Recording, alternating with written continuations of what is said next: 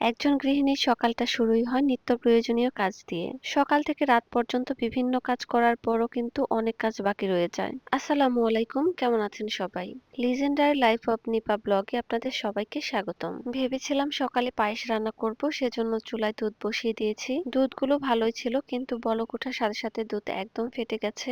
সেজন্য আমি পানিগুলো ফেলে দিয়ে শুধু ছানাটা রেখে দিচ্ছি। আমার বাচ্চারা ছানা খেতেও অনেক পছন্দ করে। আমি মাঝে মাঝে ওদেরকে ছানা বানিয়ে দেই। ছানা বানানো কিন্তু খুবই সহজ। এই ছানাটাই আমি আবার দুধ দিয়ে চিনি দিয়ে জাল করব, লাস্টে একটু এলাচ গুঁড়া দিব। ছানাটা আমি পানি ঝরিয়ে ভালো করে ধুয়ে রেখে দিচ্ছি। পানিগুলো যখন ভালোভাবে ঝরে যাবে তারপর আমি ছানাটা তৈরি করব। গতকাল রাতে অনেকগুলো ফল আনা হয়েছে, সেগুলো ধোয়া হয়নি, এখন সেগুলোই ধুয়ে নিব।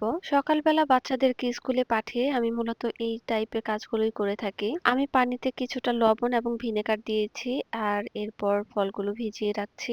আমি ফল সবসময় ২০ থেকে ৩০ মিনিট ভিজিয়ে রেখে তারপর ভালো করে পরিষ্কার করে নেই। ফলে কিন্তু প্রচুর পরিমাণ ফরমালিন থাকে। আমরা যদি এইভাবে ভালো করে পরিষ্কার না করে খাই, সেই ফল খাওয়ার থেকে না খাওয়াই ভালো।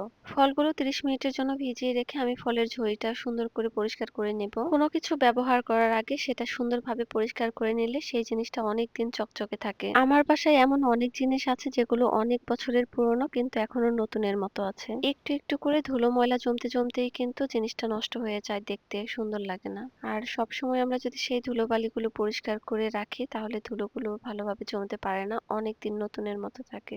একজন গৃহিণী কিন্তু সকাল থেকে রাত পর্যন্ত অনেক অনেক কাজ করে, তারপরও কিন্তু কাজগুলো শেষ করতে পারে না। মাঝে মাঝে আমার কাছে মনে হয় রাতটাও না ঘুমিয়ে কিছু কাজ এগিয়ে রাখি, যাতে সকালটা ঝামেলাহীন থাকে। সারাদিন অনেক অনেক কাজ করার পরেও টুকিটাকি কিছু কাজ কিন্তু থেকেই যায়। একজন গৃহিণী কখনোই বলতে পারে না আমি আমার কাজ 100% শেষ করতে পেরেছি। সকালের কিছু হাতের কাজ শেষ করে আমি চলে এসেছি আমার বেডশিট গুলো চেঞ্জ করতে।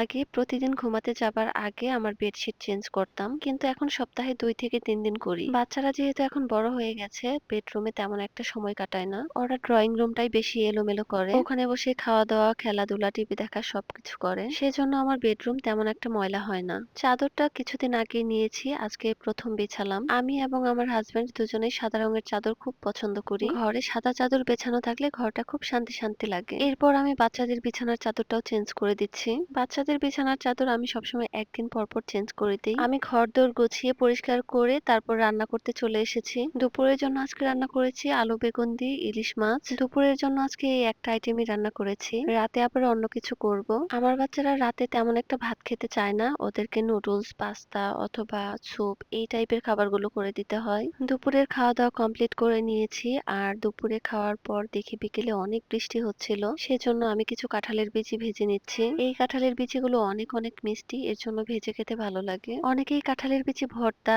তারপর তরকারি রান্না করে খায়, আমার সেভাবে ভালো লাগে না, আমার এভাবেই ভেজে খেতে ভালো লাগে। আমার মতো কে কে বৃষ্টি এলে কাঁঠালের বিচি ভাজা খেতে পছন্দ করেন? সকাল থেকে বিকেল পর্যন্ত এই ছিল আমার আজকের ভিডিও। সবাই অনেক ভালো থাকবেন, সুস্থ থাকবেন। আল্লাহ হাফেজ।